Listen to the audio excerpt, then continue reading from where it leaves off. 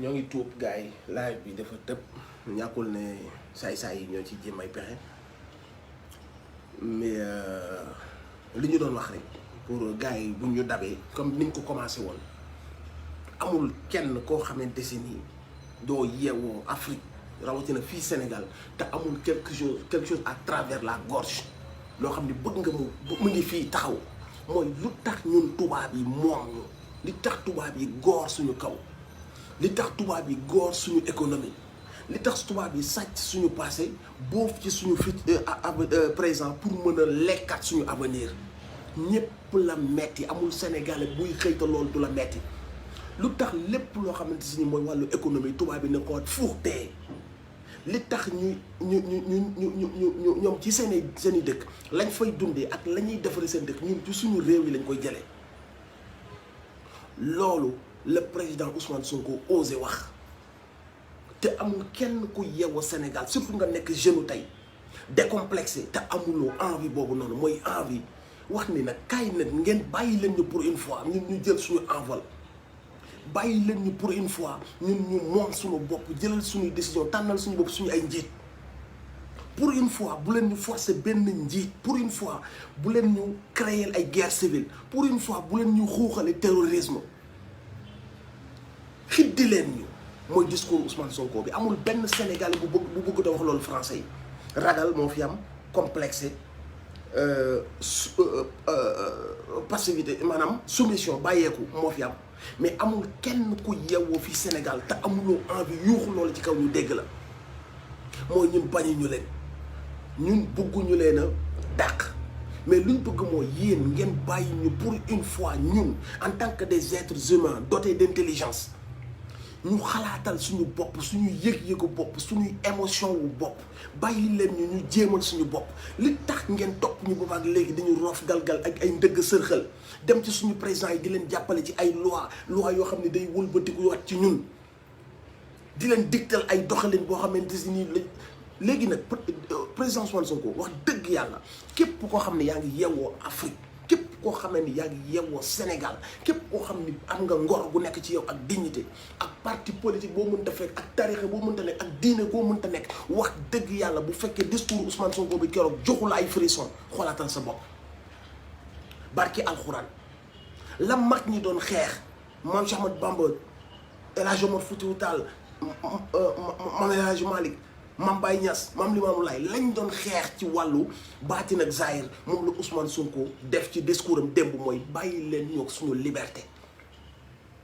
bàyyi leen ñu ak suñu possibilité ak suñu ay choix ak suñu sago ñu demal suñu bopp ñu jéemal suñu bopp ngacc gi doy na boof gi ngeen boof suñu kaw doy na féewale gi ngeen ñuy féewale doy na complot yi ngeen ñuy complot doy na et il faut vraiment nga am fit nañu waxante dëgg il faut vraiment nga am dignité il faut vraiment nga nekk maanaam souveraineté am fu mu la toll pour nga ñëw devant les caméras en tant que un présidentiable en tant que un leader nga wax ko ci kanamu caméra bi àdduna bi yépp di la dégg kon defe naa que ne ñun bu ñu doon képp koo xam ne jàppoon nga président Ousmane Sonko fukk def naa à partir du discours démbam bi da nga ko war a jàpp junni jëm kaw parce que sincèrement man j'étais fier de voir un leader buy xool maanaam nasaraan yi ci ay kanam ci ay bët wax leen dëgg gu mel ni nga xam ne amul kenn ku yeewoo Sénégal te dëgg gi nekkul ci yow amul kenn ku yeewoo Afrique te lii nii nekkul ci yow métit bii nekkul ci yow moom mu ñëw taxaw waxal ñu ko ci kaw ñépp di ko dégg ak risque bu mu ci mënta jël xam ngeen ne démb suñu oppresseurs yi nelawuñu suñu colonisateurs yi nelawuñu ña ngay woote ña ngay naan waa ji de lii mu wax bu ko askanam déggee ñun dana mujj nekk problème si ñun parce que lii mu wax ni ma ngay yee askan bi ci mbir moo xamante si ni bu yeewoo dootuñu leen mën a nax bàyyi leen ñu tuuti histoire am na d'accord colonisation esclavage loolu lépp am na d'accord mais kañ ngeen ñu nar a bàyyi bis bu ngeen ñu bàyyee ba ñu tànnal suñu bopp bis bu ngeen ñu bàyyee ba ñu moom suñu bopp mais bu boobaa mën nañu liggéey comme ni ko président Ousmane Sonko waxee amuñu xaar ma yàlla ci kii ak ci kii su ngeen ñu bàyyee ak suñu sago dañ mën a liggéey gagnant gagnant gagnant partenariat amatul complexe amatul sëgg amatul yeew ci suuf amatul menacé amatul dama leen a lebal ay bor ni ngeen di doxale amatul su ngeen ma defalul nii dootuñu leen lebal loolu amatul su ngeen ñu bàyyee ak suñu sago ñu tànnal suñuy njiitu bopp xam ban façon politique lañ bëgg ban façon société lañ bëgg forger ba bu ñu demee nag ba toog mën nañ liggéey ak yéen ci ay nawle mais moomu leen ñu il faut ngeen génne loolu seen bopp du ngeen suñ ay anciennes colonies l'histoire est faite d'accord mais il faut ngeen xam que ni mbuumu njaameel gi dog na il faut ngeen comprendre que ni mbuumu njaameel gi ci boppam jeex na fii nanguwu leen loolu da ngeen bëgg une relation de domination une relation de domination mooy li ngeen di dund ak ñun ñëwaat suñuy dëkk nangu suñuy port nangu suñuy compagnie téléphonique nangu suñuy suuf nangu suñuy maanaam lépp économie banque lépp loo xam si mooy générer économie ngeen téyewaat ko ci ñun ne ñun ñooy seen i anciens colonisateurs ñun ñooy seen ay xarit nous sommes vos partenaires c'est une forme de domination boo xam ne mu ngi continuer di am et pour une fois ñu am ay leaders yu am fitu xool leen ci ay bët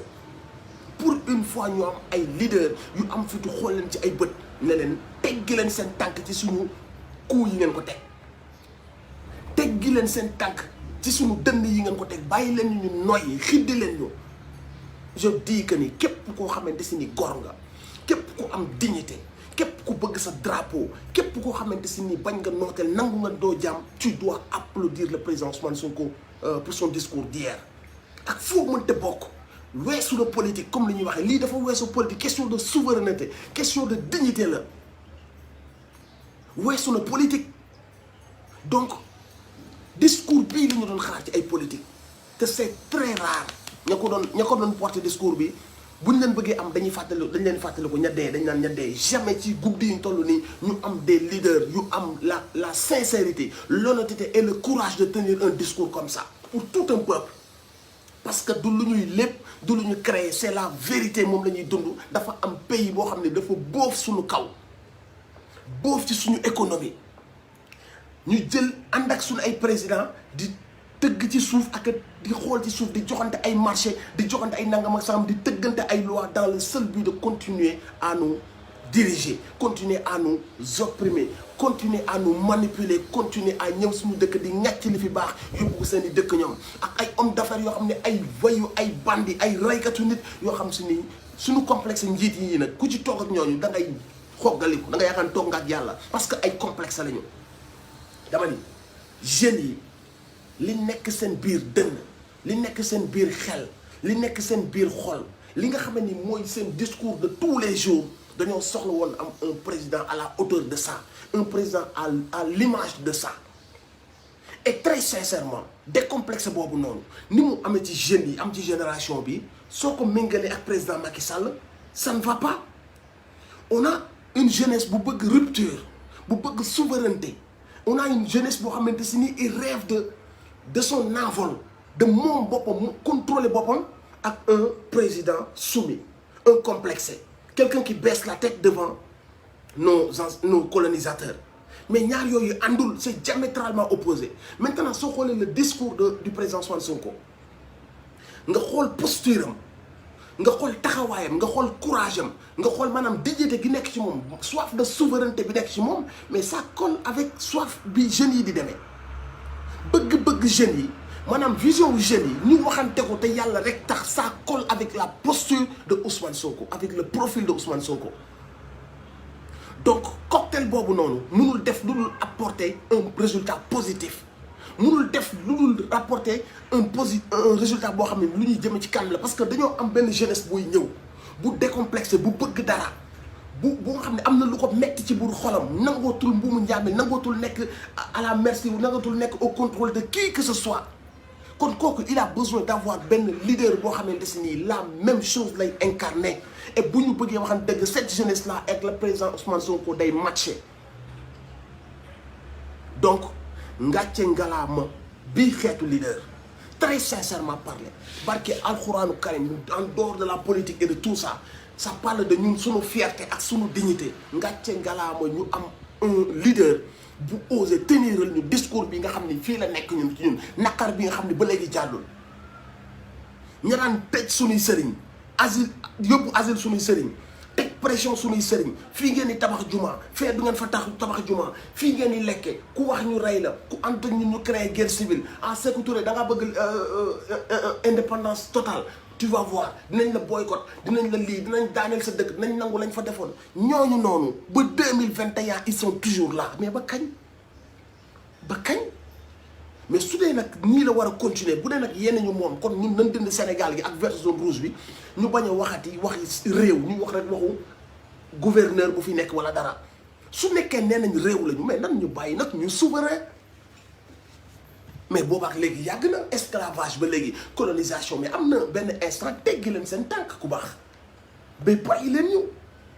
bàyyi leen ñu xiddi bàyyi leen ñu moom suñu bopp nag il est temps en 2021 qu'on ne parle plus d'anciennes colonies wala de nangam sangam wala de nangam bàyyi leen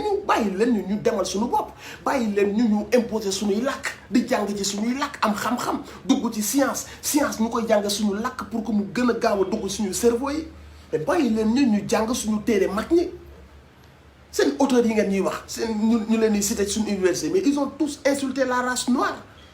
ñoom ñëpp c'était des racistes ils ont dit des choses yoo xamante si nii daf nañu saaga la race noire pourquoi tey jii ñu leen di jàng suñu université yi ñooñu lan lañ yóbbul Mame Baye Niass ñooñu lan lañ yóbbul Mame Borom Touba lan lañ yóbbul Thierno Souleymane Baal lañ leen yóbbul Mame El Hadji Malick mais bàyyi leen ñu bind suñu histoire nañ ko bëggee bàyyi leen ñu jël suñu envol am suñu leader suñu vision suñu yëg-yëg ñu tëgg ñun suñuy ay constitution selon suñu réalité suñu diine suñu histoire ñun ñu formuler mbir yi neen ko sentir yéen seen dëkk bu fekkee da ngeen a bëgg entre góor ak góor ngeen di fecc zouk mais def leen ko seen dëkk mais bàyyi leen ñun ñu xool suñuy réalité suñuy sensibilité suñuy ngëm-ngëm fa ñu ko yàlla natt nga xam si lii moo mais bàyyi leen ñu tuuti ñu dem ngeen def li ngeen bëgg a def leen seen ay gay pride biir Matignon biir champ nu mu tudd mais c'est votre droit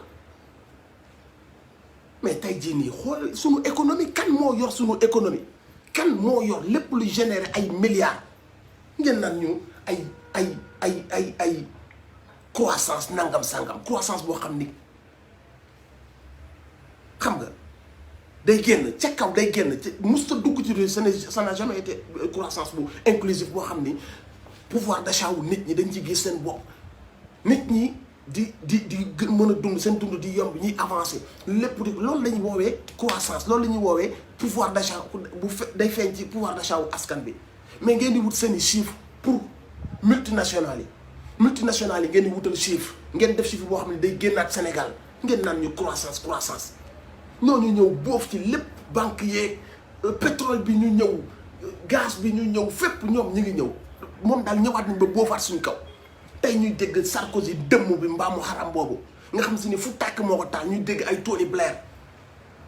yooyu yëpp ñuy lëkkaloog ay complexe suñu biir yoo xam si ni ñoom ñooy àndaat pour yeewaat ñu ci loxoy ñooñu ñëpp tey ji dañuy liggéeyal ay compagnie pétrolière yu mag a mag ñoom ñoo nekk seen ay mercenaires en Afrique ñooy dem fi ñooy dem fa mais xit di leen ñu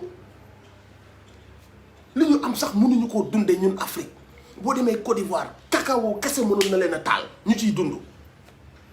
ngeen ñëw boo faat yónni Bolloré mu moom lépp ñuy fay Ivoiriens yi ay 200 francs ay 300 francs ngeen jëlaat lépp li yéen yóbbu seen dëkk def ci ay ngandi business indiwaat ko defaraat ko design bi ba mu rafet ngeen ñëw jaayaat ñu ko ñun duñ exploiter dara duñ transformer dara amuñu benn vision lépp lu ñu yàlla may nga xam ne bu ñu ko téye woon fii transformer ko day créer de l'emploi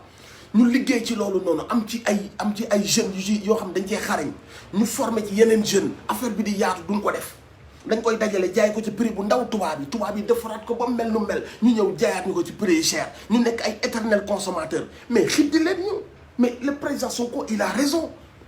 bañuñu seen peuple on n'est pas là pour dindi ay histoire de non kii na fi jóge déedéet mais bu ñu demee bay liggéey yéen bàyyi leen ñu dem ba toog suñu toogaayu bopp réfléchir ci suñu gis-gisu bopp suñu yëgeegu bopp à partir de ce moment là ñu ne ñu ok ay partenaires ngeen ok nañu liggéey ci lii pétrole bi nañ ci liggéeyee nii gaz bi nañ ci liggéeyee nii ñu ngeen gañe ñu gañe ku nekk jël wërsëgam te li ci ëpp des fii Sénégal mais bu dee téeméer la yéen ngeen jël 4 450 yi 50 yi président yi sàcc 75 yi 25 yi ñuy bàyyi ko askan bi mais loolu mooy lan loolu ba kañ donc indépendance amul fi indépendance sous haute surveillance comme ni ko Alpha Blondy waxoon façade indépendance façade nii kase la mais loolu ñun ñoo ko war a bañ amul ñu mus ñu am ay politique yu osé lamb fii metti fii mooy fii metti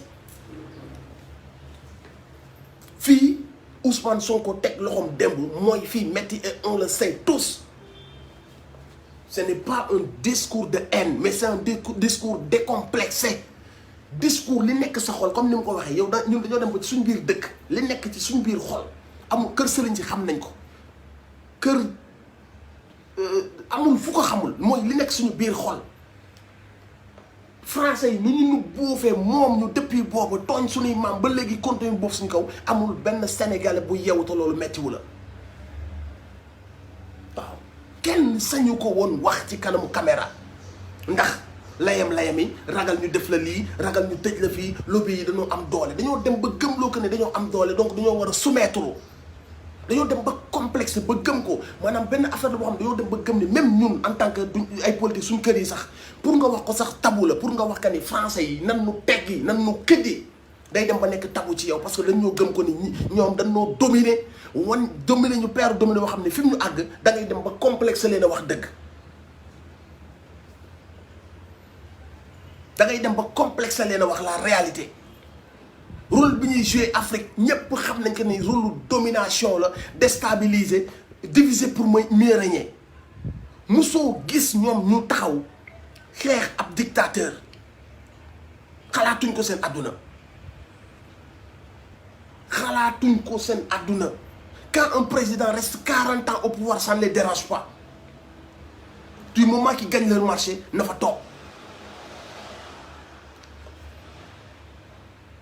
bi Kagame doon doog a commencé xam la lañ doon wax Kagame son régime autoritaire gis nga autoritaire boobu bu ñàkkoon fayda tuuti ñu doolal ko ci dictatorial bu ñàkkoon tuuti fayda ñu yokkal ko ci dictatorial autoritaire la ñuy wax parce que dafa dëggal boppam dafa gëm boppam jël réewam la léegi sax xam nga lan la suñu làkk yi la ñuy làkk yi la ñuy choisir nekkatuñ jaamu kenn nii la ñuy liggéey ñu commencé naan il a un régime autoritaire dafa lii dafa laa boobu commencé woon nañ ko taggal béjjën yi dëmm yi nekk Afrique di rey seen askan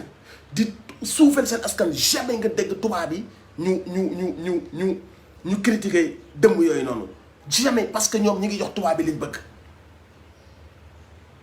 après bon ana partenariat ba ana relation on est des pays amis bu fekkee kan yow tooxi doona kase nga ñuy indil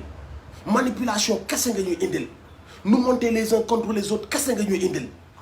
créer des guerres civiles waddal suñu ay président xool ña la neex nga teg fa déstabiliser Côte d'Ivoire fexe ba Alassane Ouattara seen benn mbaamu xaram mu nekkal leen fa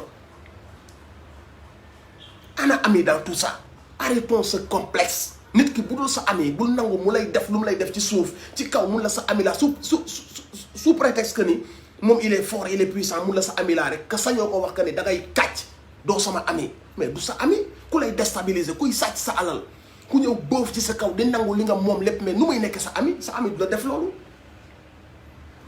ñu waxati dëgg donc président Ousmane Sonko ci li mu woo Sénégal dañ ko cee war a fekk si mooy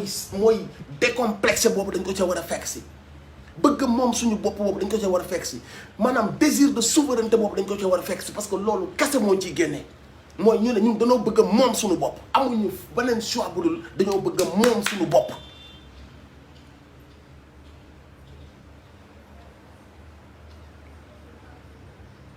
te loolu noonu defe naa kan yi daf ñu koo waxal mais amul kenn ci ñun koo xam ne loolu nekkul sa biir xol nañ bàyyi complexe bi nañ wax li ñu metti 2021 war nañoo rusa ñun toog di am lu ñuy tëjaale nii suñu biir xol di ko daas di ko rusa wax di ko ragal a wax ku taxaw ne lii président Ousmane Sonko wax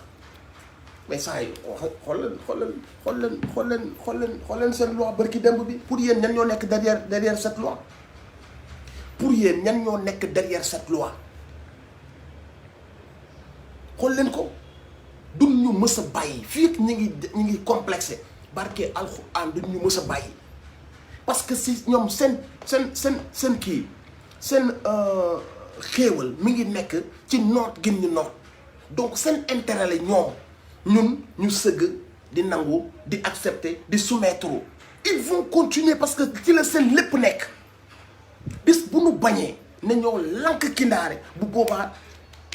tu verras mais dañoo noot ba dañoo dem ba complexé bañ dañoo dem ba rusa bañ dañoo dem ba yaakaar ne bu ñu bañee dañuy torox dañuy yàqu ndax degré de domination bi moo sori dafa mel ne benn bourreau bu la jàppee otage lu yàgg bu la jàppee otage lu yàgg da ngay dem sax ba waaw you know ce degré de soumission ci moom da ngay dem sax ba tem nga commencé ko admirer loolu doon na dal yenn esclaves yi nga xam te ni dañ leen a traumatisé ba dañ doon dem sax ba ñoom seen maître yi dañ leen doon admirer ñun foofu lañ toll degré de domination bi moo tax ñu dem ba rus leen noonu a wax que ni mais xiddi leen ñu mais suñu économie bàyyi leen ñun ñu téye ko suñu loxo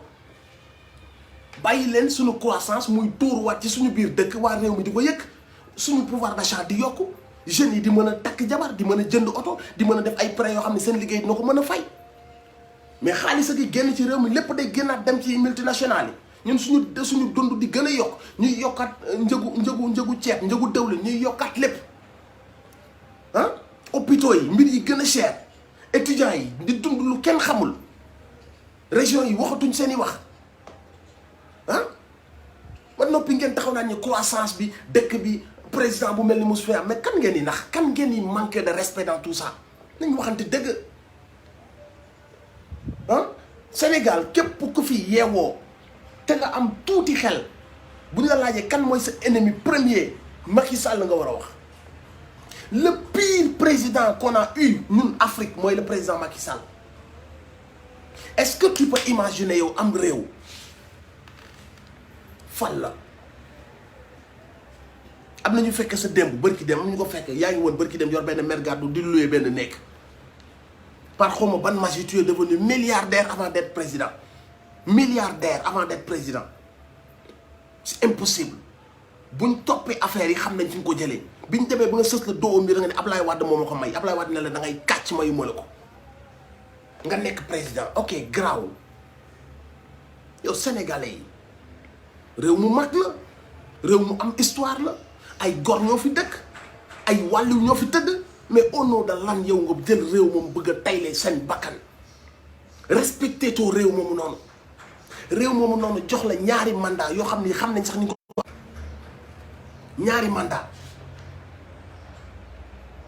ñaari mandat loo def ci ñaari mandat yi lan nga soppi ci ñaari mandat yi lan nga révolutionné ci ñaari mandat yi ñun dañoo foogoon que ni discours bi nga porté bi nga doon doog a ñëw day nekk ñaari mandat wu le président Macky Sall a révolutionné l'enseignement supérieur, a révolutionné la médecine, la recherche, la science.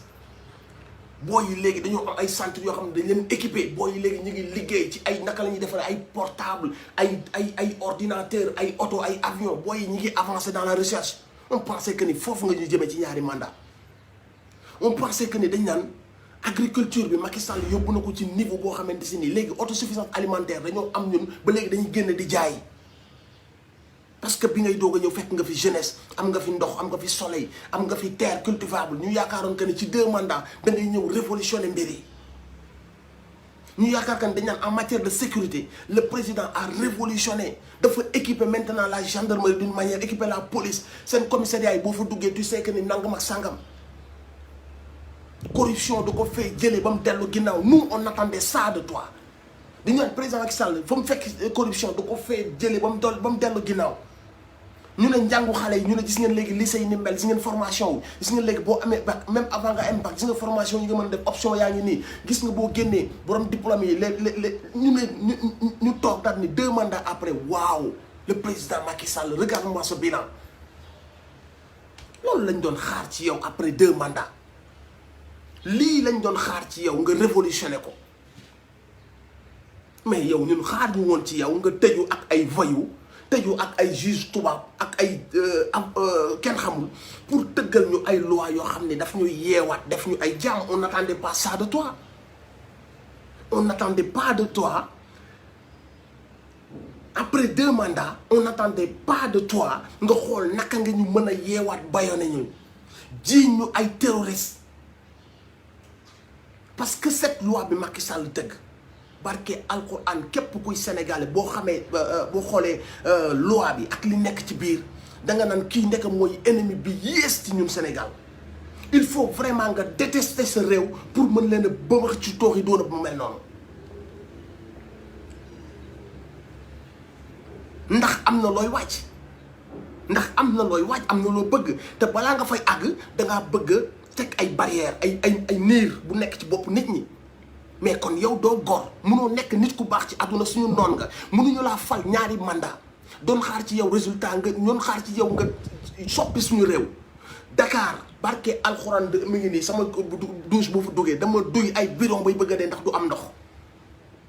guddi gi dañuy duy stock ndox am na yow xam ne si ni ñun buñ dee coupé par jour ñoom par mois la ñuy coupé dara doxul ci dëkk bi biir capital bi lañ la wax de fii la insécurité fekk baax kenn lekkatul ba suur kenn naanatul ba màndi weer ak moromam jegante nit ñi fay loyer moo leen tey nelaw parents yi jàq étudiants yi jàq diplômés yi di taxawaalu taux de chômage bi di gën a yokk amoo lenn loo xalaat lu dul foog ma def benn affaire boo xam ne ëllëg moo may 3e mandat il faut ma yeew sénégalais yi manière boo xamante si nii ëllëg su ma dee ñëw kenn du mën a yëngu parce que yeew naa leen ba pare parce que sa loi bi ñu wax ko ñu bañ ko wax pour yeew sénégalais yi la parce que xam nga keroog nee nañ sax sëriñ si bu ëllëgee comme affaire góor jigéen yi buñ ci bëggee kaas sax day fekk loi état bi décidé na dara sëriñ si ànduñu si taxaw manifester bu boobaa ñu ne sëriñ si yéen ay terroristes ngeen parce que état daa décidé dara ba noppi ngeen ni àndu leen ci di ko xeex de cette même manière lañ bëgg bu ëllëgee ci seen pexe yi ñu bëgg nii buñ ne bëreet ne justice jàpp na diw injustement parce que ñi ko tëggal ñi ko ci jàppale ñëpp waa extérieur la loi bi ñu ko ci jàppale ñëpp waa extérieur la bu ëllëgee de manière injuste bu ne tëj nañ diw ñëpp xam ne tëj bi du yoon ñu wàcc ne tëj bi du yoon ñu ne ñun dañoo défier état ay terroristes lañu maanaam lii lépp dañ koy waajal ëllëg buñ jàppee benn leader injustement am seen benn juge bu leen joxal peine bañ ne lii état moo ko décidé te ñëpp xam nañ ni c'est injuste dañoo bëgg bu ëllëgee jour boobu képp ku war a génn da nga naan su ma génnee terroriste la parce que état daa décidé ma dem di opposé wu ci li état décidé maanaam yeew nañ ñu te dara xewagul donc am na lu ñuy waajal am na lu ñuy bëgg a def mais balaa ñu koy def dañuy teg garde-fou yi ba pare bu ëllëgee dinañ am ay juges yu leen décider ay mbir jàppal leen ki leen neex injustement jóge fële rek ne woy insurrection parce que keroog nangam sangam ñu ne woy parce que lii les juge bi daal ne tëj naa ko nangam ñu ne lii la état décidé comme ni ñu ko waxee ci góor jigéen ñi ak ci leneen lii la état décidé bu jour boobu noonu képp ci ñun ku jóg dañ naan la terroriste nga parce que da ngaa défier état ay affaire terrorisme yi comme yi am ci yeneen dëkk yi taxu leen a jug de il faut ngeen muus ci liñ bëgg li ñu bëgg du loolu affaire terroriste ak yooyu ay terroristes yi dem nañ fee Tidiane xaw ma nu mu tudd le traître la gaajoo nan dañuy taal xaw ma Touba dañuy taal kii dañuy kàcc loolu diversion la nekkul ne foofu mooy sensu mbir mi mooy ñoom njiit yi ak ñoom opposants yi ak ñoom askan bi foofu la liggéey bi nekk loolu moo tax ñu bëgg ñoo xoqatal ci manifester loolu moo tax ñu bëgg a wàññee suñu allure ci manifester loolu moo tax ñu bëgg a wàññee suñu motivation ci manifester moo tax ñu jël manifester daal ne manifester bu amee ay dégâts ñu yàq ci ay affaire kun ci jàpp terroriste la perpétuité ngay tëdd. Préparez-vous ces gens-là am na lu ñu bëgg mais avant ñu ci àgg moo tax nag ñuy teg yii di nga xam ne si moo ñu yeewaat ñun ba ñu def nii nga xam ne nooyi sax sa biir dëkk boo koy def da nga koy xoolaat il faut ngeen ñor ci li gars yi bëgg. bëgg nañ jiiñ ay groupe terroriste fii ci Sénégal bu ñu leen jiiñee terroriste yow mi nekk ci àdduna bi bokk ci groupe yooyu te nga xam que ni duñu ay terroristes te nga xam yow fii nga gis sa bopp lii mooy sa combat boo ci génnee sa benn 5 euros def ci ëllëg ñu ne groupe bi ay terroristes la yow yaa ci dugal 5 euros kon yow da ngaa financer terrorisme. donc ñi ngi dissuader les Sénégalais yi nekk fépp ci àdduna bi pour ñu participer ci dugal seen xaalis parce que dañuy bañ ñu dugal leen ci gaamu terroriste ndax da ngaa financer une organisation terroriste. Tout ça c'est pour affaiblir l'opposition seen opposants yi ak yeneen politique yi lañ bëgg a affaiblir dañ leen bëgg a isoler affaiblir leen wàññi aliru askan bi wàññi aliru manifestation yi yaa ngi dégg li ma la wax yooyu yépp la ñu nekk nii pour dammat ko pour wàññi ko avant de s'attaquer aux opposants avant de s'attaquer wala avant de déclarer leur candidature wala avant de dire que ni conseil constitutionnel nee na ma waaw conseil constitutionnel am réew kenn yoru ko ci ay ruse ay ndëgg sërxal ay point virgule c'est la volonté populaire moom moo yor am réew fexe ngeen bu fekkoon da ngeen di bëgg a laaj askan bi dëgg ci seen référendum da ngeen leen di laaj est-ce que yéen askan bi nangu ngeen que ni mandat bii may def nii bu njëkk bi bokku ci mandat yi di ñëw la bu la boobaa bu la askan bi ne waaw d'accord nañ mandat bii nga nekk nii bokku ci yee di ñëw lañ la wax bu boobaa bu la neexee ëllëg nga ni conseil constitutionnel nangam ak sàngam mais munoo ni askan bi voté leen ñaari mandat ñu déggee ko noonu nangoo ko noonu daal ni ok d'accord ñaari mandat plus de ñaari mandat du topp nga def ay ruse ak ay cabaxal ci suuf ba bu ëllëgee nga leen déedéet man bi may wax dama leen ñaari mandat 5 ans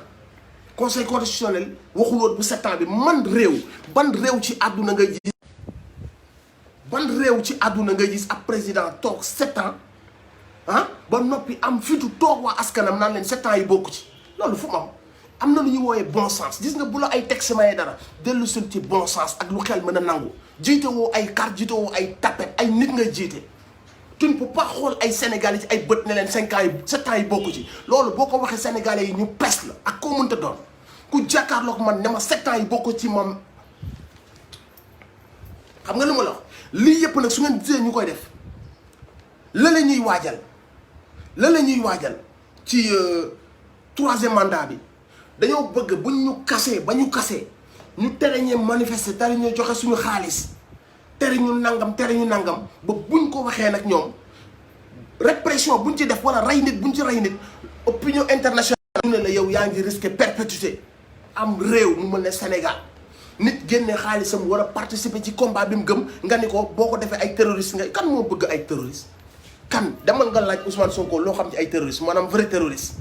mooy ñiy dem di def ay bombe wala au nom de leur ngëm-ngëm kan mooy dooleel loolu soo gisee gars yi di kaas day mel ne gars yi ay terroriste lañ yuy kaasal terroriste ñi kaas ñëpp ñoo la gën a bañ terroriste mais ñii seen pervers gi ñu pervers moo tax ñuy utiliser le mot terroriste pour préparer ñoom seen ay maanaam seen ay li ñu bëgg a def dañoo làqatu ci ginnaaw le mot terroriste pour def ko mais fii ñiy wax kan moo fi bëgg terroriste kan moo bëgg ñuy xëy suba gis ay nit di financer ay terroriste kan mooy jël ñaar dërëm di ko jox ay terroriste kan moo bëgg ay terroriste am Sénégal ñu naan tàkk nañ fële tàkkuñu fële ah ça fait un moment ñu ñuy préparer ci liñ bëgg a def ça fait un moment ñu ñuy wax di ñu forcer mbir mu fi nekkul di ñu ko forcer depuis nga gis ay nit yu am fitu ne nga xam nañ fu ñu nekk dugg nañ ña nga fee mën nañ leen identifier te kenn woowu leen kenn tegu leen benn pression maanaam ñuy saaga suñu armée bi di saaga suñu gendarmerie di saaga képp koo xamante ni yaa ngi liggéey ci wàllu woowu te taxaw nga ne ñun gisuñu fi terroriste te ñoom ñooy liggéey ci côté boobu noonu ñu bàyyi ay simple politicard ñu dem ba à la télé di fen ci des choses aussi dangereuses naan ñi ngi fii ña nga fële fii la ñuy waaj a bombarder mais fan nga jëlee information boobu yow Cheikh Tidiane Gadio capitaine Dièye bi demoon toog fële ak beneen journaliste boobu di liggéeyal état bi ñooñu lan moo leen may audace su wax jooju noonu te après ils n'ont pas dem leer la lanterne des Sénégalais procureur bi ne leen seen wax ji fu mu jugee ñu topp affaire yooyu ba nga xam te ni lii on le prend au sérieux ces gens-là nous prennent pour des cons ces gens sont en train de nous comploter cette loi est en train de faire de nous ay esclaves bâillonnés ci suñu biir dëkk man nag loolu duma ko nangu man dëkku tubaab bi sax dama doon sànneeku waxuma la ak sama biir dëkk barke alquran sama biir dëkk kenn mënu ma fay yeew def ma danga may rey mbaa nga tëj ma Macky Sall cherche à vous faire peur loi bi loi wu terroriste la loi wu bandi la ñi ko tëgg ak ñi ko voté ak ñi ko xalaatal ak ñi ñëw jàppale ko ci pendant boobu ñu nekk di bind bi yëpp ce sont les ennemis de la république kenn mënul bëgg sa réew ba noppi wëlbatiku di yeewaat liberté am di ko fukkati di ko yeewaat di ko menacer de perpétuité ñi ngi banaliser le mot perpétuité perpétuité dañ ko waroon réserver pour ñi nga xam ne dañoo def haute trahison ñi nga xam si ni dañoo am ay idée wu déstabiliser réew mi dem teg ay bombe def ay nangam sangam ñi nga xam dañoo rey ay nit te tayeef ci seen bakkan ñooñu la ñu war a tegal perpétuité mais munoo fekk ay jeunes soif de développement soif de liberté soif de démocratie nga jël benn niiru perpétuité bàyyi ko muy planer seen bopp ne leen activité bu ngeen def perpétuité mën na leen ci fekk participer sa xaalis perpétuité mën na la ci fekk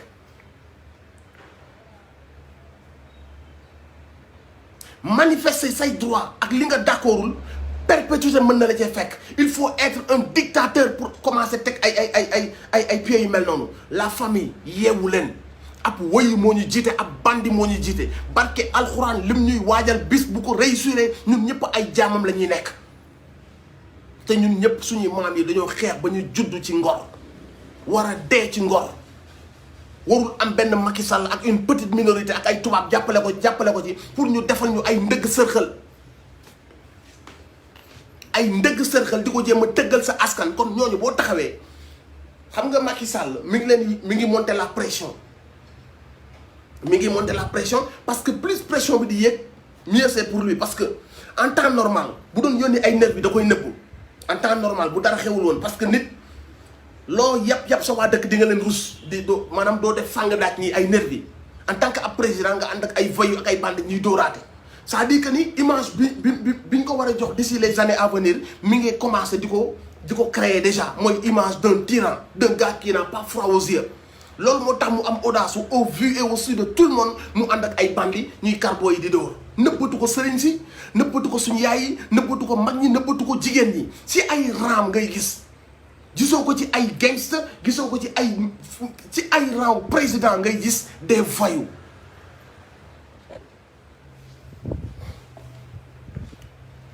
ci ay rang président mu assumer ko nag les yeux dans les yeux il regarde les Sénégalais di leen wan que ni je roule avec des agresseurs ñoom ñoo may dóoral booy yi taxaw dina dañuy wax leen naqari booy yi sol yu rouge ñoom ñoo ma leen di dóoral ñoo leen di dóor kat ji arrêt bëgg yor ay yat di leen dóor mi ngi koy def ci kanamu sëriñ si ça veut dire que ni il est en train de préparer ki mu war a doon ëllëg mooy le tyran raykatu nit bi le terroriste bi mu war a doon suba suñu kanam mi ngi koy image boobu sol na première yére ba pare parce que lii en temps normal képp ku koy def boo amee caay-caay def ko tamit da nga koy nëbb ci suuf tey man kii la soo bëggoon indil nit benn fitna damay làqatu ci suuf yónni ay nit ne leen tegal leen ma fitna bi parce que rus naa man Sénégal xëy ne nit daf dem moo yónni ay nit ñu dem dóoral ko diw rus naa man lu mu tuuti ruse naa loolu Sénégalais yi kon sama caay-caay bu demoon ba ma koy defoo tamit damay nëbb Sénégalais yi def ko mais bis bu ma demee ba man taxaw ci kanamu ñëpp wan ka ni maa yónni pour ñu dóoral ma diw kon xam leen que ni àgg naa ci benn degré boo xam ni rusatuma leen faaleetuma leen soxlawuma seen sympathie soxlawuma seen mbëggeel dama leen yi imposer li may def yeewu leen suñu sëriñ si jug leen barke alxuraan kii mu ngi taal réew mi kii mu ngi tayle réew mi mu ngi tayle suñu avenir et c'est très grave du rek ay question de politique wala ay opposant wala ay nangam sangam de réew mi yépp la et il faut nga yàpp sa réew bañ sa réew bëgg indil fitna sa réew pour nga mën a tëju ak ay tubaab tëju ak ay experts pour ngeen tëgg loi bu mel nii ñu wax ñoo naan amoon na fi 2016 xam ngeen li tax ngeen génnee ko ci contexte bi ban terroriste ngeen di wax yéen xeexu terroriste bu leen taxoon a jug dafa mel ne comme affaire viol na ngeen ko yenn woon musu leen a xeex pour mbiru viol musu leen a intéressé bis bu ngeen jugee ci mbiru viol c'est parce que da ngeen ci am ay intérêt derrière ngeen bëgg a daaneel kenn loolu moo leen dal ci wàllu terrorisme gisu leen terroriste déggu leen terroriste yàlla dimbali nañu mais yéen mbiru le mot terroriste da ngeen ko mujj a def benn marché bu leen di arrangé parce que li ngeen bëgg a teg ci mot boobu kas ngeen ko mëgg a jaare parce que mooy légitimer seen soxoraay ak seen agression bi ngeen bëgg a def ci peuple bi aux yeux de l'opinion internationale ëllëg mooy tax ñu ne loi yi non terrorisme patati patata mais li leen tax a jug mooy vent de révolte bii nekk ci africains yi nekk ci sénégalais yi mooy cette jeunesse déterminée nga xam ne xam na que ni il a compris que c'est le peuple qui dirige c'est le peuple qui détient le pouvoir loolu ngeen xam moom ngeen bëgg a kase bu ngeen ko kasewul ëllëg su ngeen bëggee forcer 3e mandat day cool ci yéen su ngeen bëggee daaneel benn opposant day cool ci yéen parce que xam ngeen ni askan bi dañuy am taxawaay bi ko war loolu moo tax ngeen bëgg a damm tànk askan bi ak motivation askan bi parce que xam ngeen li ngeen nar ci jamono yii di ñëw donc sama yoon nekku ci képp ku ko wax dafa mën la comprendre lu xew ay mbiru politique la képp ku ko wax dafa mën la comprendre lii di ñëw képp kuy sénégalais billahi c'est quelque chose qui te concerne à un niveau boo xam ni soo ko comprendre toon boo tëddee doo nelaw Macky Sall est extrêmement dangereux pour nous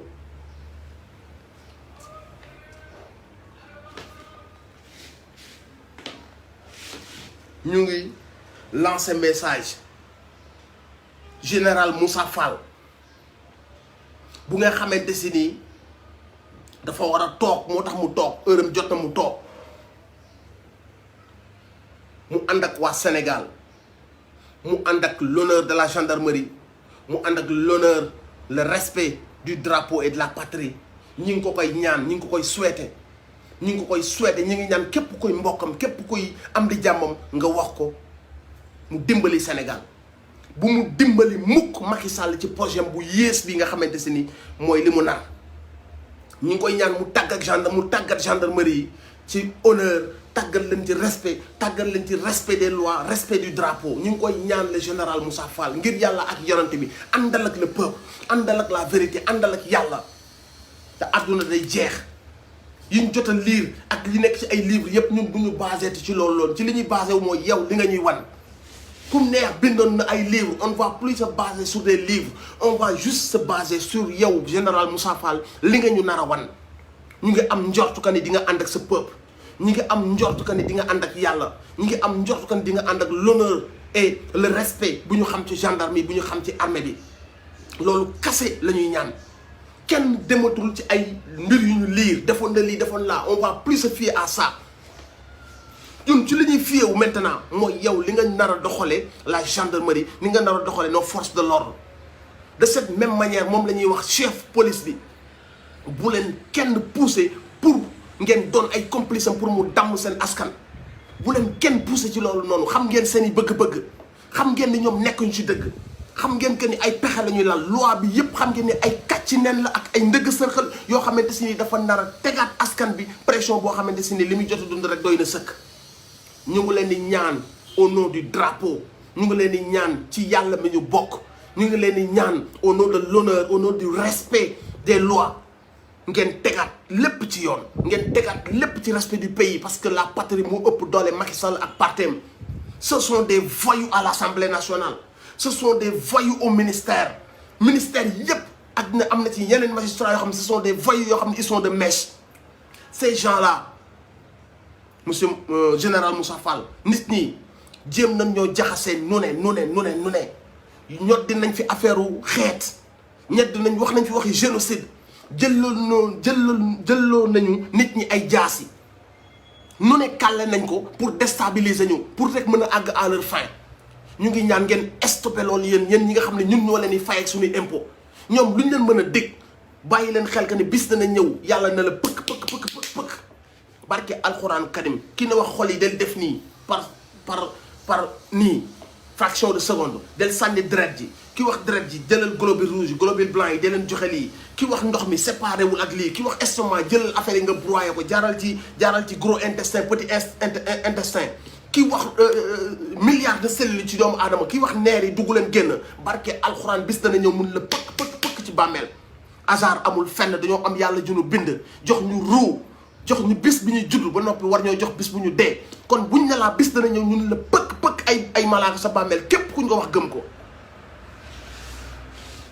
bu boobaa y aura pas Macky Sall y aura pas les milliards y aura pas ce prestige là sur terre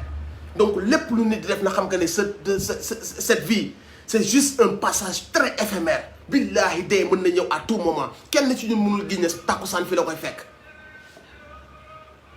donc ñu ngi ñaan képp ku yor poste de responsabilité nga bàyyi xel sa réew bakkan yi fa nekk nga bàyyi xel sa papa yi fa nekk sa waa koñ sa cousin sa maam sa waa dëkk nga bàyyi xel si yàlla nga bàyyi xel tëraayu bàmmeel nga bañ a ànd ak voyou yi nga xam ne la plupart c'est des francs-maçons ce sont des sataniques pare nañ pour bépp xeetu sacrifice bépp loi bu ñuy signé xam nañ que ni ay bakkan ci nar a rot barke alquran bépp décision bu ñuy waaj a jël xam nañ que ni ay bakkan ci rot te teguñu ko fenn fu dul ci seen bëgg-bëgg bakkan 13 personnes sont mortes kenn ci ñoom naqarlu ko Sénégal yi moo koy naqarlu ak xëy na opposants yi ñoom ñu nekk ci nguur c'est comme si 13 yi dee bokkul ci ñoom jamono jiñ foogee que ni dina am nu mu leen def ci lañ ñëw yokkalaat ñu ci ay nervi ak ay dóor nervi yi seen benn arrêt buñ dóor bu ne mën naa rey nit donc nit ñooñu noonu wan nañu seen bopp ba pare gis ngeen vidéo bi nervi bi dóor waa ji arrêt tell ci mâchoire booy bi daanu ci turu kan la ko defee turu ki ko embauché kan moo ko embauché président ak ñi mu àndal ci kanamu président lan ngay ni xaarati ci nit ñooñu noonu jamono jiñ doon xaar ay mbir yu baax avancer mbay mi créer de l'emploi xool impôts yi jële fi corruption ñu fexe ba que nit ñi di lekk di naan ndox mi yemb courant bi lépp dootul coupé dund bi wàcc Sénégal jamono jiñ doon xaar loolu 2 mandats après xam nga lan la ñuy fayee embauché ay agresseurs ñuy dóor suñu jigéen ñi di dóor suñu xale yu ndaw yi loolu la ñuy fayee nëbbuñu ko nag dañoo ànd bërki dem Thiès moo ci mujj. Ce sont des voyous donc gendarmerie ay militaires lañu ay soldats lañu ils ne doivent pas rouler avec ces voyous ils ont fait une formation ils ont juré donc waruñu nangu kenn ñëw bokk ay fils de chien yu mel noonu ñu ñëw rax suñu gendarmerie ci kanamu gendarmerie di dóor suñu peuple loolu ñun ñu ngi koy naqarlu ñu ngi koy bañ ñu ngi wax les chefs des gendarmes ñu bañ loolu ñu ngi wax les chefs de police ñu bañ loolu ñu ngi wax képp koy takk dara bu la nervi yi jegee nga ubbi li nga war a ubbi nga toj li nga war a toj nga màbbal li nga war a màbbal parce que ce ne sont que des agresseurs ce ne sont que des pauvres types yu trahir seen koñ yéen jógee trahir seen mbokk yi ndax benn 15 000 bu ñu leen di jox te ki leen koy jox il est censé être un ministre un député un directeur nangam sangam ci ndiyoolu kan président de la république fan la ñu toll fan la ñu nekk yan façon peuple la ñu est-ce que Macron ànd na ak ay agresseurs est-ce que Obama ànd na ak ay agresseurs est-ce que les pays civilisés wu seen président am compassion am yërmande ci seen dëkk réew mu nga xamante si dara doxul lekkuñu naanuñu sax seen président yi danañ am sax tuuti compassion ba bu ñuy ñëw di wax sax dañuy wàcce seen kàddu parce que xam nañ que ni y a beaucoup de difficultés yaa ko Sénégal nga gis ñuy dund lii ba noppi mu am beneen soxor beneen jéppi mais waa ji lan lañ ko def pourquoi il nous déteste à ce point pourquoi il méprise les Sénégalais à ce point qu'est-ce qui s'est passé lu nekk ci xolam il est devenu milliardaire de manière injuste mais pourquoi il peut pas trouver la paix du cœur lu tax mënul bëggee àdduna moom ak ay njabootam ñu dem ci jàmm def na ñaari mandat doy na mais pourquoi il a cette colère envers nous pourquoi il veut couper des têtes pourquoi il nous fait des lois yoo xam si ay ndëgg sërxal la ay nangu suñuy liberté la ay niir de perpétuité boo xam ne mi ngi suñu bopp yépp ñun ak pas-pas boo mën a am niir boobu mi ngi sa bopp di planer mais qui est cette personne mais qu'est-ce qu'on lui a fait mais kii lan moo ko metti ci xolam lan moo tax mu dem far de l'autre côté pour toroxal réewam réew mu la teral ci ñaari mandat jox la palais ak caisse noire y a un problème mais nag ku xamul buur saay na nga dégg ne buur naka la ca topp yéen ma gën a xam comme Ablaye bi dañu bëgg a woo ci loolu noonu comme que fi ñu toll négocier jeex na amatul ñuy waxi ragal nan noo kii lim nar noo kii la xam nañ ko ba noppi li fi am mooy opposants yi tax nga teg sa loi yi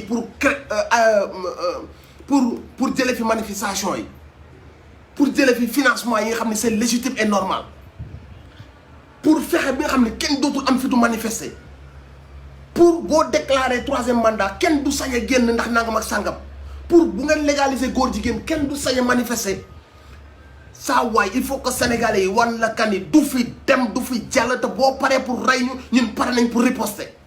lu ñuy négocier ak lu ñuy masla ak Ablaye bi moo fi amatul il ne nous aime pas il essaye de vraiment du ñu nekk ab dictateur suñu kaw c'est à nous ñu wan ko ni loolu du dal suñu kaw parce que wan nañu boppam ak mbonam ak soxoram ak jéppiwaayam ak far gu mu far suñu oppresseurs yi wan nañu ko ba pare. ndax kii bàyyeegul de kii ni ma gisee muy doxee waxu ragal la xam ngeen ko xam nañ ko ñun ñëpp xam nañ mooy li fi nekk lan moo war a nekk suñu doxalin mooy wax ji. bu fekkee bu ñu dëggale suñu bopp on incite à la violence nañ ko tudde nu leen neex mais dañuy dëggal suñu bopp duñu nangu kenn yeew ñu def ñu ay jaam.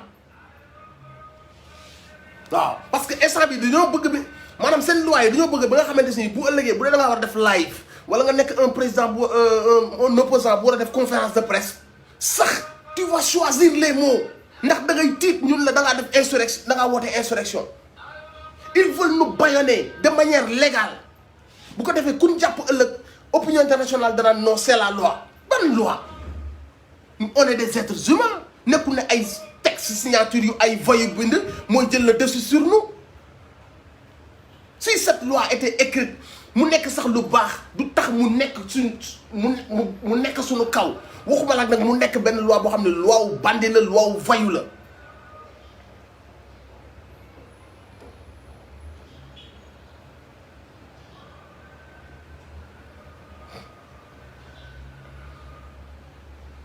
duñ ko nangu lu ñu fi nekk di layam moo fi amatul waa ji ci lim ñuy woo dégg ngeen ko xam ngeen ko bu nee nag dañoo moom nanu jël def ñu ay lu ko neex bu dee nag ñun Sénégal jom ji nekkoon ci maam Cheikh Ahmad Bamba fulla gi nekkoon ci maam El Hadj Malick fit bi nekkoon ci El Hadj Omar Foutiyou Tall xel mi nekkoon ci maam Baye Niass ndëgër gi nekkoon ci maam Limaamu Laay bu dee mi ngi si ñun ba léegi waratuñoo nangu kenn laa la mënta xamal ku mënta doon waratuñoo nangu nga ñëw taxaw suñu xef woo say bandi ay nit yu bon ñu signé la parce que ñoom ñoo ëpp assemblée. donc daal kon ñun dañoo bëgg tayle suñu àdduna tayle suñu avenir ci benn base kese mooy non ñee ñoo ëpp luñ signé rek loolu la. ñee ñoo ëpp luñ voté rek loolu la ñun loolu lañ bëgg a dénk suñu àdduna tout en sachant que ni ay nankatu sàngara ki toxkatu yamba ay irikatu jàgg ñoo nekk foofu assemblée nationale. donc ñooñu bu ñu décidé woon ne suba góor gu nekk góor nga war a sëyal kon noonu la war a demee xel moo jiitu yooyu noonu dafa am foo xam bu ñu fa tolloo ñoom dañ leen dénk réew mi def ay loi pour que réew noonu lay doxee foog nga bind ay loi bind def ay limites ak yooyu noonu la réew doxee moo tax ñu def ko mais liy dëgg te muy dëgg mooy la volonté populaire li askan wi bëgg loolu moo ëpp doole ay loi askan wi bu ñu bëggul góor jigéen warul am ci réew mi même su ko ab loi maye. ay député yoo xam bi ngeen di gagné député yi da ngeen a sàcc ba gagné député yi donc daal ñun dañoo bëgg a tayle suñu àdduna ci loxo député yooyu noonu sous prétexte ñoom ñoo ëpp. lu leen neex signé luñ signé mooy dox suñu kaw mais loolu c'est de la folie. elle est où la volonté populaire askan wi li mu bëgg anamu parce que am na benn xaw ma nan waar ak xaw ma kan ak kan bu ne non voté naa kii na voté naa donc loolu daal moo ñu moom. loi wu voyou bu ñu indi kon bu ko ñooñu signé loi boobu day nekk suñu kaw loolu ñu war a dund mais loolu c'est de la folie. Macky Sall bu ñu mënee tëj. nanu boole tëj ñu ñun ñëpp suñu mënee rey nañu boole rey ñu ñun ñëpp mais nanu taxaw temm ñu bañ lii Macky Sall bëgg ak lii muy waajal ñu bañ ko bépp jour bu ñu war a génn manifester nañu génn manifester fa yàllaawu parce que xeex say droit xeexal sa askan ci jaamu yàlla la bokk bépp jour bu ñu war a génn manifester taxaw temm nañ ko def ak fu mu mënta doon billahi azim képp ku ci dee martyr nga te dee sax moo ci dul am wala bu ñu bëggee rey barki alxuraan duñ taxaw bàyyi leen ñu rey ñu. c'est le peuple on est des millions ñii c'est juste des francs-maçons et des voyous yoo xamante ne ils ont un plan te seen plan boobu jaral na leen lu nekk jaral na leen ko ñun nag suñu drapeau suñu tey ak suñu ëllëgi doom war nañoo jaral lu nekk il faut ñu am le sens du sacrifice. luñ fiy nekkati di layam yi ak di wiiri moo fi amatul. Macky Sall est un bandit Macky Sall est un terroriste est un dictateur wan nañu ne bëggul Sénégal wan nañu ne dafa bëgg a yeewaat Sénégal wan nañu ne dafa bëgg a torturer Sénégalais yi wan nañu ne dafa bëgg a yeew gémmiñ ak tànk ak ngëm-ngëmu Sénégalais yi ñun ñoo ko war a wan ka ni du ci dal. Macky Sall képp ku yeewoo Sénégal noonu nga ko war a jàppee ak parti boo mënta bokk parce que boo demee biir APR bëri na ñoo xam ne ñu ngi biir APR ils sont en souffrance parce que ab parti ñëpp duñu bon am na ñoo xam ne ils sont en souffrance parce que Macky Sall lu muy def ànduñu ci suba ànduñu ci ngoon parce que ay gor lañu yàlla moo leen boole parti boobu noonu ñu bokk ci yàlla mooy xool li ko neex mu def ko mais bëri na ñu nekk biir APR di souffrir à cause de ce traître de Macky Sall am na ñoo xamante si ni ñu ngi biir APR ànduñu ak ci yi muy def yëpp xam nañ yëf yi voyou la te mën na déstabiliser réew mi bu déstabiliser réew mi mën na ko déstabiliser noo xamante si nii xeex bi suñu biir lay nekk barki alxuraan loolu mooy li ci gën a dangereux donc ñoom xam nañ que ni Macky Sall loi yi day koy protéger moom ak ñi nekk ci kaw mais daf leen di mettre en danger ñoom ñi nekk ci biir askan bi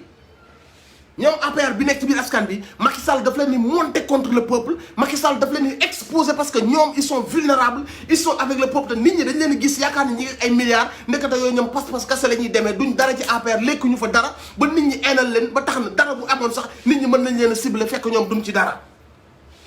donc xamee leen ko noonu y a des gens yu nekk biir APR et qui souffrent de la politique de Macky Sall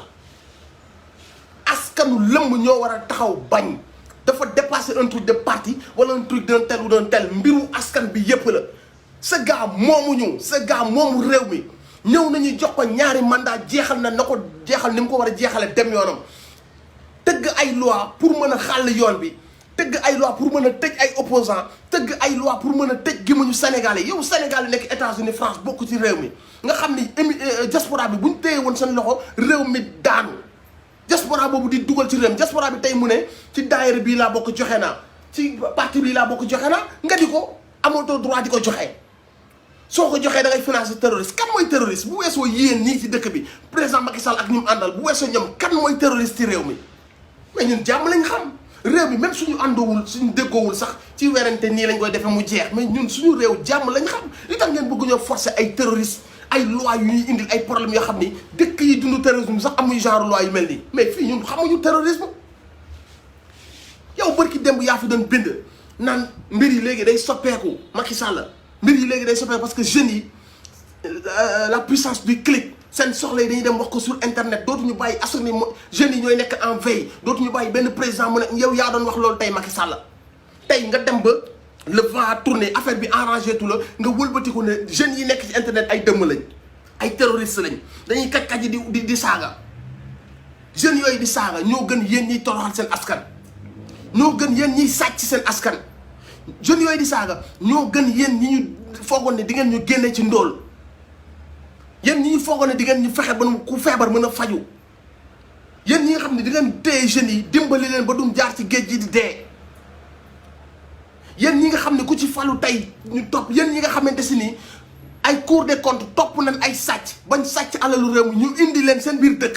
ñu indi leen ay dossiers ngeen jël leen nëbb leen protéger leen parce que ci yéen lañ bokk jeunes yooyu ngeen di wax sur internet ñoo leen gën téeméeri junni yoon ëpp leen njariñ ci réew mi parce que réew mi lépp lu muy dund ci tooxi doona ci tristesse ci njàqare ci tiit yéen a leen ko teg donc les terroristes ce ne sont pas ces jeunes yu ngeen di kaj sur internet ces jeunes là c'est des jeunes yoo xamante si ni seen réew da leen ñor mënoon nañ topp TikTok bi wala topp di wane seen i vidéo seen i mais foo leen fekk ñu ngi partagé ñu ngi bind parce que léegi dañoo intéressé wu ci seen réew ak li fi xew dañuy xëy di xool lan moo xew seen réew li leen metti ñu koy wax sur internet donc jeunes yooyu ñoo leen gën a nekk ay patriotes ñoo leen gën a bëgg réew mi parce que seen temps lu mun dee ñu ngi jël seen temps di wax ci mbiru réew mi barki démb jeunes yooyu da nga leen doon gërëm barki démb da nga doon tàcc waa Y'en a marre barki démb ñun ñi nekkoon place de l'Obélisque ñëpp dañoo nawoon dañoo defoon ay nit yoo xamante ne dañuy tiitaroo tey le vent a tourné nga def ñu ay terroristes le vent a tourné nga bëgg ñoo tëj perpétuité le vent a tourné nga bëgg xool jeunes yooyu nekkoon ci internet di teewal seen réew di représenter seen réew nga bëgg leen def ay terroristes di leen wutal ay loi yow ak ay transhumants yoo xam ne amuñu benn jom ñu ne dañuy xool naka lañ defee xombal cyber sur internet kaj yi jamono ji nga xamante ni président réew yi ñu ngi créer jeunes yooyu avenir ñu ngi investir ci la recherche ñu ngi trouver des solutions pour les diplômés ñu ngi trouver ay alternatives pour que jeunes yooyu noonu mën cee génn yow jamono jooju yaa ngi xool ay loi yoo tëjee jeunes yooyu noonu loolu xam nga déjà gàcce la loolu gàcce la jamono ji say morom yi di trouver des solutions pour ces jeunes yow yaa ngi xool ay solutions pour tëj jeunes yooyu suy kaso bi ak di leen menacer ak di leen màttatu malgré jox nañ la ñaari mandat malgré caisse noire nga nekk palais ñu jox la lépp amoo lenn looy def wëlbatiku di napp jeunes yi di leen góoxal leex di leen ciipatu di leen màttatu di leen tëggal ay loi pour tëj leen tax xam nga que ni kenn ci ñoom du terroriste kenn ci ñoom du nit ku bon nit ñu bon ñi mooy yéen ñu ñu jiite vous êtes nos pires ennemis maanaam nattu bi yées ci àdduna mooy yéen ñu ñu dirige te xam ngeen ko yàlla nañu yàlla àtteeg yéen yàlla nañu yàlla musal ci yéen ak seeni pexe sunu kilifa diine yi dimbali leen ñu ci voyu yi ñu jiite ngir yàlla ak yonent bi ndax bés bu ngeen ñu bàyyi woon ci ay jamono billaahi lii yëpp du am kon tey bu ñu wëlbati ko waatee bëgg a teg ay loi yu ñuy gaañ bëgg ñoo indi yéen ñu ngi leen di ñaan ngeen dimbali ñu ñun seen askan suñu kilifa diine yëpp xam nañ que ni dëddu ngeen àdduna xam nañ que ni tallu leen ay waxu àdduna mais fi ñu toll ne suñu bakkan yi moo nekk ci xott ndax ci ñu jiite 3e mandat jaral na ko taal réew mi tëj ab opposant wala ay opposant jaral na ko taal réew mi te kooku kenn nit kese la ñu mu àndal ab minorité lan ñu bëgg a sacrifier ay millions de personnes dimbali leen ñu ngir yàlla war a suuli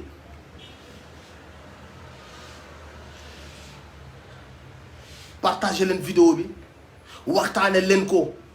l'heure est grave waxtaan leen ci ak seen parents yi waxtaan leen ci ak seen petit frère seen petite sœur yi seen waa koñ yi seen gox yi seen daayira yi il faut en parler loi bi Macky Sall di teg mbiru voyu la li muy waajal wax nañ leen ko ci live bi te xam njort naa que ni xëy na yàlla dafa ma nattoo may wax mais yéen a ma ko gën a xam mais on doit montrer au président Macky Sall qu'on est plus que déterminé na tabaxaat ay kaso yu bees te xam ne danañu tëj ñun ñëpp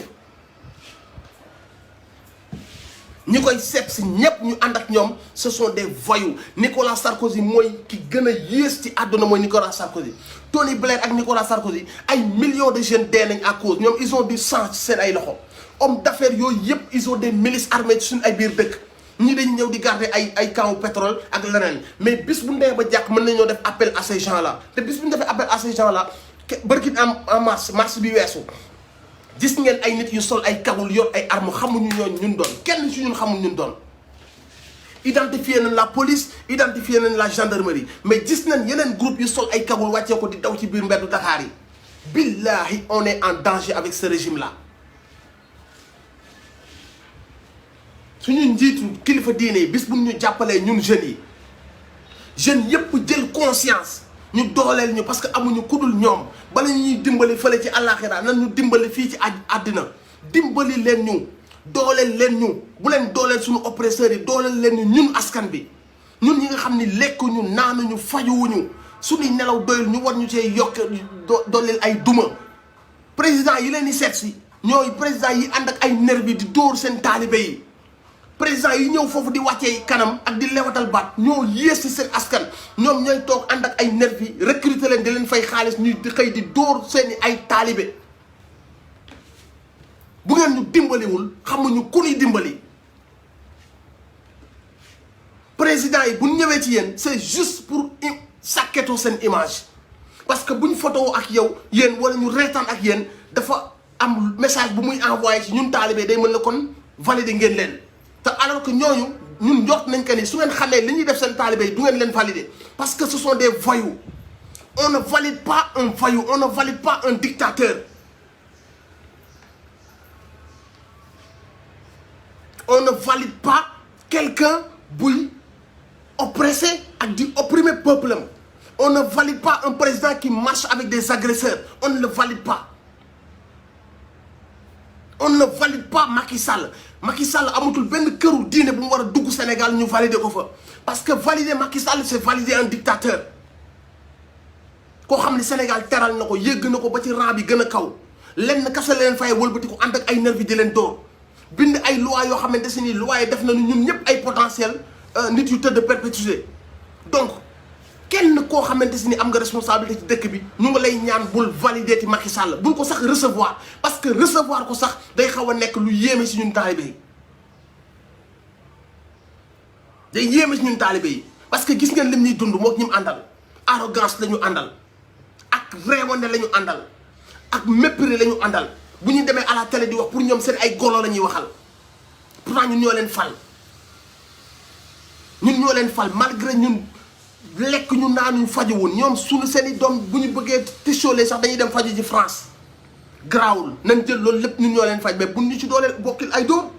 buñ ñu ci yokkil ay loi yoo xamante si nii di dëgg buñ ñu ci yokkil mais saa waay am réew mënoo koo diriger 17 ans lañ waxante dëgg loolu c'est révolu xëy na yeneen dëkk yi mais pas au Sénégal layam gi yëpp li ñu la wax dëgg Sénégal kun yàlla bind nga koy diriger 17 ans amatul eh Fall yow tu as fait 7 ans plus 5 ans ça fait 12 ans mais looy de beneen 5 ans mais ñun xanaa kon ñun Sénégal ay xaar lan fii il faut nga comprendre benn affaire Sénégal réew mi bokkul ak yeneen réew yële ah fii yàlla noo dimbali ci wàllum xel ci wàllum fulla ak fayda moom yàlla la soob nag mu may ñu ay mag ñu baax may ñu xel may ñu histoire boo xamante si nii fu ñu war a jëlee ay décision lañ koy jël donc bul gis ne yeneen dictateurs yi réussir nañ ko seen dëkk nga ne da koy essayer Sénégal du réew mu am nit di diriger 17 ans il faut nga comprendre loolu 12 ans dafa ëpp léegi 10 ans lañ wax mais comme yow yàlla dafa def que ne bu njëkk bi 7 ans la boo ci tegee 5 ans comme na nga ko waxee woon bii mooy sa dernier na nga génnee sa xel leneen ñi la koy wax ñëpp ay kàcckat lañu ay dëmm lañu munoo jiite waat réew mi foog nga teel ko def ci sa bopp munatoo fee aussi jàpp ay opposants naan da nga leen di fàggaagal da nga leen di tëj da nga leen di loolu munatoo ko fee def duñ la ko may def nga ko ci ab Karim ak Khalifa Sall doy na sëkk munul la mayaat nga naan da ngay wut ay loi yoo xamante si nii xam nga ni tel opposant nii lay waxee ëllëg dina daanu ci piège bi mu waxee nii ngeen jàpp ko pour insurrection ba noppi daat ni ku taxaw xeexal ko terrorisme nga def dañ leen di duñ la ko may xam nañ li nga nar li ngay ruuma ndaat yëpp gars yi comprendre nañ ko ñi nga ci woo képp koo xam si ni góor nga képp ku am dignité ñi nga ci woo suñu sëriñ si ñu nga ci woo suñu yaay yi ak suñu papa yi na ngeen ñëw jàppale Sénégal ci combat bi nii parce que waa ji fi mu bëgg a jëme Sénégal fu dangereux la fi mu bëgg a jëme Sénégal fu extrêmement dangereux la te bu affaire yi àggee kenn xamul coow bu commencé fii lay commencé mais kenn xamul fu mu yem nañ ko wax dëgg mu jeexal 2 ans yi ko fi dese daal di dem yoonam nañ ko wax dëgg ku ne jaar na fi na ñëw jaar na fi il a fait son histoire il a fait ce qu'il pouvait am na yu mu raté am na sax yu mu réussir mais na xoolal génnee ci xelam taal Sénégal wala noot Sénégalais yi wala yeew Sénégalais yi wala tëkku Sénégalais yi wala xoqatal Sénégalais yi na ko génnee ci xelam et puis 3e mandat na ko leer que ni bu bëggee taal dëkk bi na ko génnee ci dëkkam parce que dafa munta nekk ay def naa benn ndëgg sërxal ci constitution conseil constitutionnel waxoon nañ ma répondre woon nañ ma nee nañ ma loi bi non 7 ans yi bokku ci yow Macky Sall ñeme woo xool sëñ Mountakha nan ko 7 ans yi bokku ci ñeme woo xool sëñ Mbaye Sy Mansour nan ko 7 ans yi bokku ci amul benn kilifa diine boo sañ jàkkaarloo nan ko déedéet 7 ans yi bokku ci 7 ans mënuñu la ko fal ci am réew nga wëlbati ko xool leen naan le 7 ans yi bokku ci bu leen ñu jàppe ay ginaar bu leen ñu jàppe ay imbécile def nga 7 ans mooy sa premier mandat wax nga ko Sénégal yëpp di la dégg nga ni buñ ma joxee sama 2e mandat c'est fini pour moi donc mandat bii ngay def nii mooy sa 2e mandat ñetteelu mandat amul constitution bi da koy tere 2 mandats plus de 2 mandats consécutifs mais nag yow sa ruse mooy nga gëmloo Sénégalais yi que d'après la constitution mandat bu njëkk bi bokku ci loolu da nga koy wax ay xar mais bul ko wax Sénégalais yi bul jàkkaarloo ay Sénégalais yi naan ñu mandat bu njëkk boogul bu fekkee nag bëgg nga sa jàmm yaram loolu bul ko wax Sénégalais parce que Sénégalais du ñu nangu loolu lii mooy message bi yéen na ngeen ko xamee noonu na ngeen gën a déterminé wu na ngeen gën a ànd ak fit fulla ak fayda jour bu ñu waree manifester na ñëpp génn ñu manifester jour bu ñu waree jox suñu droit parce que dañ naan la xam nga ñoom lu ñuy def li tax ñu nekk ay naafeq dañ naan la mais dara changé wul manifester est un droit loolu mi ngi ci loi bi mais derrière duñ la wax derrière lañ fa def derrière dañ naan la ginnaaw manifester yi nag bu fa amee ay taal wala moom ay toj kun ci jàpp perpétuité ngay tëj loolu mooy piège bi gën a mag te Sénégal yëpp comprendre nañ ko parce que ginnaaw manifester bi la fay taal ak la fay tàkk ñoom ñooy ñëw infiltrer taal ko fa donc ka woote manifestation bi wala kan ci jàpp ñoom dañuy am ci luñ sukkandiku pour tuumaal ko xam nga il faut nga nekk voyou pour nga mën a def genre wax yu mel noonu ay ndëgg sërxal yu mel noonu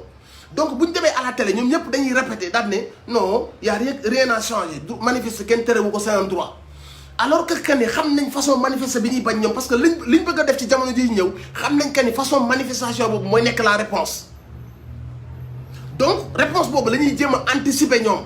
mooy manifestation yu hardcore mooy yi nga xam dañuy taxaw dëggal suñu bopp ne ñoo bañ ñoom dañuy rax ci manifestation yooyu daal di wut luñ ci taal ci ginnaaw taal ci ay yëfi jàmbur daal di wëlbatiku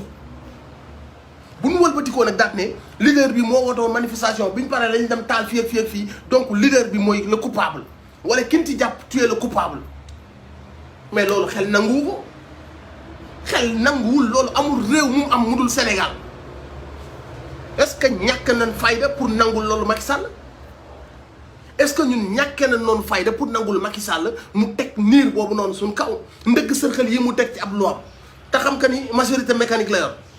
maanaam biir loi bi mu def ci ay ndëgg sërxal yu dul jeex ak ay maanaam lu xam ne day indi réticence maanaam même Sénégalais bi nekk à l'extérieur sax day dem ba ragala participer ndax à tout moment mën nañ ko wax que ni da ngaa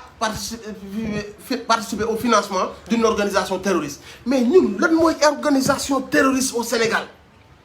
kan mooy yeewoo Sénégal bëgg mbiru terroriste ñun Sénégal xamuñu loolu ñun ceebu jën lañ xam ataaya màggal Touba gàmmu Tiwaawan ak bége xamuñu yi ngeen ñu bëgg a def suñu bopp Fall Ndiaga ñun xamuñu ko mais parce que ay voyu ngeen parce que xam ngeen li làqu ci mot terroriste ngeen jël le mot terroriste pour seen ay fins personnelles ngeen sàkketoo le mot terroriste pour yeewu sénégalais yi na ko sénégalais yépp xame noonu na ko sénégalais yépp dunde noonu na ko sénégalais yépp comprendre noonu partager leen vidéo bi man wax ji ma ci wax ni ma waree noonu la leen waree xëy na nag man la yàlla nattoo mais yéen aussi képp fu ngeen mënta nekk à l'extérieur parlez avec vos parents appelez au téléphone yéen ci biir dëkk bi waxtaan leen ci ak seen parents yéen ñi jege sëriñ si waxtaan leen ak sëriñ si def leen ko ay débat parce que l'heure est grave donc ku ci mënta def sa live day ci def say post ku ci mënta def say post foo toog fooy naa ne ataaya fooy añee fexeel ba débat bi mu jolli ñépp xam que ni Macky Sall dictateur la te luwaam bi ak yi muy waajal yépp c'est pour faire de nous ses esclaves noppi wala dee loolu la nar ak ñun ki àndoon ak ñun barki dem bu place de l'Obélisque ba ay nit dee mu nekk président ki doon wax naan dafay jëlee corruption ki doon wax naan bu accès justice bi léegi équitable lay doon ki doon wax naan jeunes yi nekk sur internet ñooy changer la donne ñoom ñooy nekk veille ñoom ñooy nekk ay jàmbaar kooku moo wëlbatikuwaat yépp lam taggoon démb lépp mu xarab ko tey parce que dëgg ga yi ñii di wax arrangé tu ko mu bëgg a def ñooñu ay dëmm di xool naka la leen lekke loolu mooy sama message. Partagez la vidéo et impliquez-vous encore une fois. Mes respects au président Ousmane Sonko pour courage ak dignité bu mu am ba tenir ce discours d'hier. Franchement parler bu fekkoon man dama ko bëgg milliard à partir de discours bi mu def hier man dama ko bëgg à l'infini. dama bëgg nit bu am fit nit bu am jom nit bu fonk boppam nit bu am dignité dama bëgg nit boo xam ne tu ne baisses pas la tête devant ces gens-là. te moom il l'a montré ab tapette mënul jiite ab complexe mënul jiite ku amul dignité mënoo jiite njiit day mat sekk fi nga war a wax nga waxe foo ak ni nga ko war a waxee ñun ñi am fulla yépp dañ ci gis suñu bopp parce que duñ ay tapette bon bu fekkoon daa ñëw di ñu inciter ay mbir yu amul sens dañ naan ko saa yu doxuñu li ngay wax mais lii mu ñu wax lépp lu ñu bëggoon a dégg la yàgg nañoo bëgg am ay njiit yu ñu ko waxal il a pris ses responsabilités il l'a fait donc dañ koy applaudir je le respecte. Président Ousmane Sonko barki alxuraan dama ko naw dama ko respecté dama ko naw góor jigéen nit da nga war xam ni yàlla kese moo fi nekk booy ragal nga ragal ko mais aussi bu jël say responsabilités jotee nga jël say responsabilités waxal sa askan tubaab yi moomuñu ñu boof gi ñu boof suñu kaw góor gi ñu góor suñu kaw njatt gi ñu njatt dafa jot ñu tegg seen tànk te il faut que suñu njiiti porter seen responsabilité di ñu ko waxal il l'a fait je le remercie maa ngi koy ñaanal yàlla respect à tout le monde partagez la vidéo et ngeen baal ñu àq aussi ci xaal bi ñuy waxee waaw loolu daal mooy début braque à tout le monde et à bientôt incha allah rabbi voilà.